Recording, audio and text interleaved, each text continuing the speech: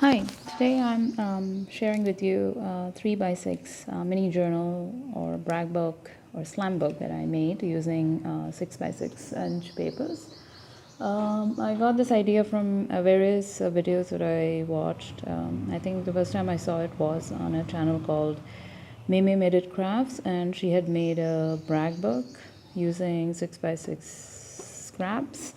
And then I've seen it in a couple of other channels, and I thought that it was so cute. But most of them had made just books, but I thought I'd add without any tags, etc. I thought I'd put some bit of interest in it and make a mini journal which also has tags so that you can write or add photos as required. So I'll give you a quick walkthrough of this. This is the cover which I made using one 6 by 6 sheet. And this again, these are basically I wanted to use up many of my crafting scraps, so I'll show you how I'll do that in this tutorial. And these are just the 6 by 6 papers folded in half, and then you stick them together. These are single-sided sheets. So they're very, so you don't end up losing any of your pattern papers. And this is how it is. So I've used 6 sheets here, so it gives me 12 pages. And these are the tags. These tags are made with all the crafting scraps that I've collected over time. Moved to the divisions, I thought it might be a good idea. This can also be used as a journal, or in fact, this morning I thought of it. This can actually become a great way to store your ephemera for your journal. And then when you have the time to actually write your journal, you can just transfer them into your main journal. You can use this as a book of quotations. You can use this for your lists. You can do a lot of things with it. It's a very cute little book. And today I'll show you how quickly you can make one of these. So the paper pack that I'm using is basically from Recollections. So the thing with when I first purchased this paper pack, I was just starting out with this paper crafting after watching a lot of YouTube videos. I in fact didn't even know that people were making handmade albums and things like that, and I was very excited and I got it. But the Recollections paper is very thin, so you cannot really use them for many things like creating albums and things like that. They definitely require mats. This is one of the cheaper packs that I got. There were 180 sheets. I've used some of them. Most of the sheets are very pretty, but there are quite a few stripes and dots and things like that which I don't really like, so that's what I'm going to use for making the mini brag book, like pages like this which don't really look all that good. So but when you put them in a small book like that, they actually look very, very nice.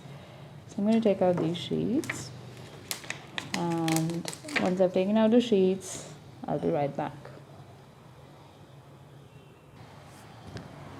So I've selected the sheets. You need 6 sheets to make the pages, and you need 1 sheet for the cover.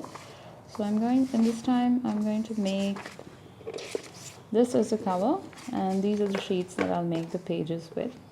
So the process is quite simple. What you need to do is you take your paper and you have to fold it in half. You can give it a nice press it down nicely. You can take your bone folder or the back of your scissors and you can press it down so you get that. Using single-sided sheet is better for this because then you don't lose the pattern. And this is the side where we stick the next sheet, so we have to continue folding the rest of the sheets accordingly. If your sheet is damaged, you don't really need to worry because we're going to actually stick it fully, so that will get repaired while we are sticking it.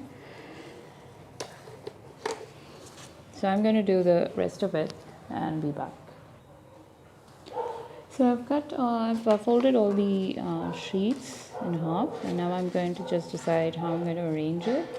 I'm going to go keep the same colors separate. So I've got greens and pinks mostly, so I'm just putting them in alternate spaces. There's a green here. It's another green, so I'm going to put this in between. And there you go. So this is pretty much how the book will look. So to start putting it together, we need to first decide how many pockets we want. So I'm going to have one pocket and another. So I'll make pockets for between all the pages. So how we need to start gluing the pages down, and for that, here's what we'll do. We'll take our glue and take liquid glue for this, because you do need time. You need a bit of time to adjust the papers. This is just a piece of chipboard, or rather packaging chipboard, that I use for spreading the PVA glue. And you don't have to have any sort of exact measurement for this, how much should be the glue, etc. About 1/4 inch should be fine. Just need to be careful that it doesn't go too much to the other side, otherwise paper will just stick.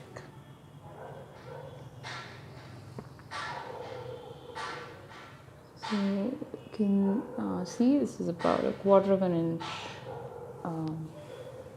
line of glue that we put on 3 sides, because this is where the insert will go in. And then you have to carefully just line these two up and fold them over. Don't press it down right away, just make sure it's all adjusted, and then you can give it a nice press down. What you will get is a page. I'm not going to open it right away because, I think I did the other way. So I think I made a mistake with where I put it. Let's see. No, it's fine. It's just that this is where the pocket is, and now I can press it down. Give it a nice press down.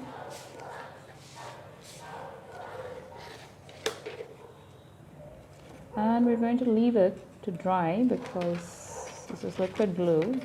We'll give it some time to dry out, and then it'll be easier to see the pocket. Similarly, we have to do the next one. So we'll take the glue and we'll start. So this is the edge I want. Okay, so here's the folded edge, and then I'll start placing the glue. You need to carefully then line it up against the previous page, and then just move it a little bit, adjust it where we want it.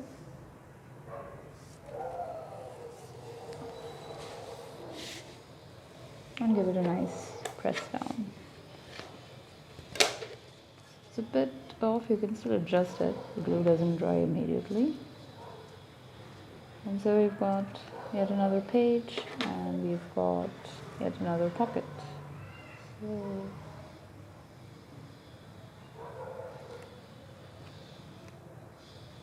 here is the first pocket, here is the second pocket, and here are 6 pages, and we really need to let this glue dry, otherwise it starts to stick.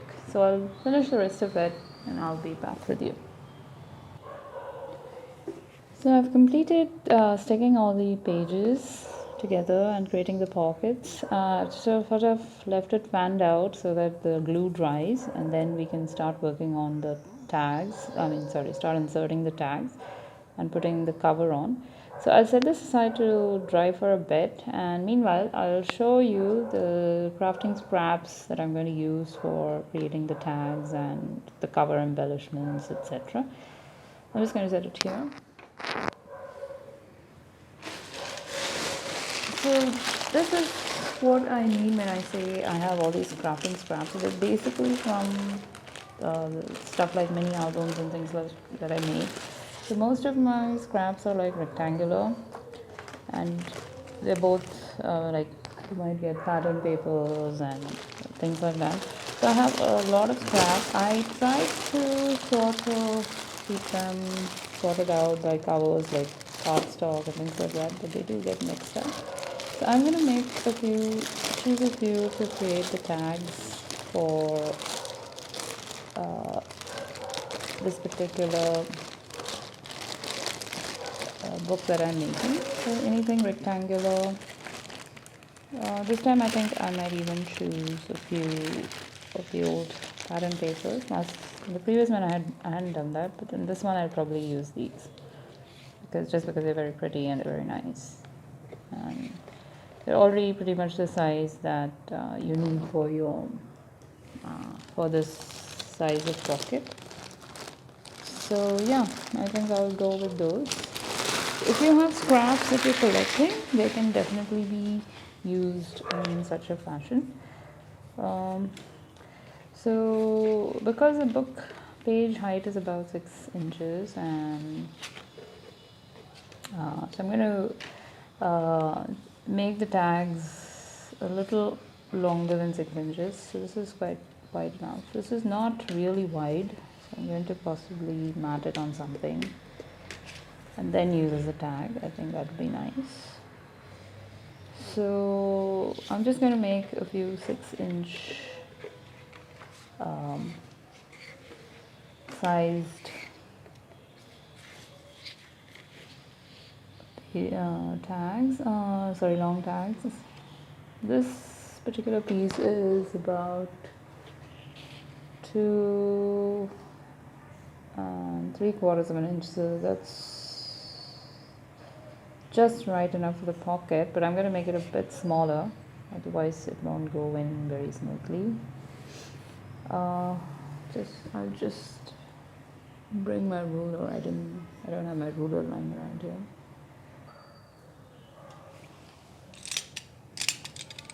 So I'm cutting this with I'm just cutting it down by about 1/2 inch. Yeah, 1/2 inch. I'll just take off 1/2 inch for this.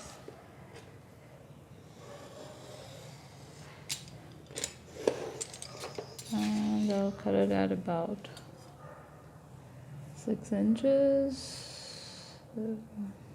I'm using my cutting mat scale ruler itself to measure it out. 6 inches should be fine because you don't want the tags too long either. And I'm going to see if I have another. No, I don't have another 6 inches here, so I'm going to keep this aside. And I'm going to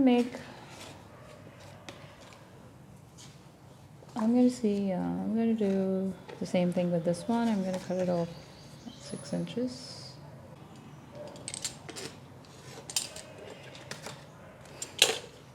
And so we have 2 tags ready, and I'm going to make the others and be right back. So I've got the tags etc. cut out. I've also stuck the thin piece onto just plain cardstock. And now I'm going to show you, just check whether these sizes are correct. So yeah.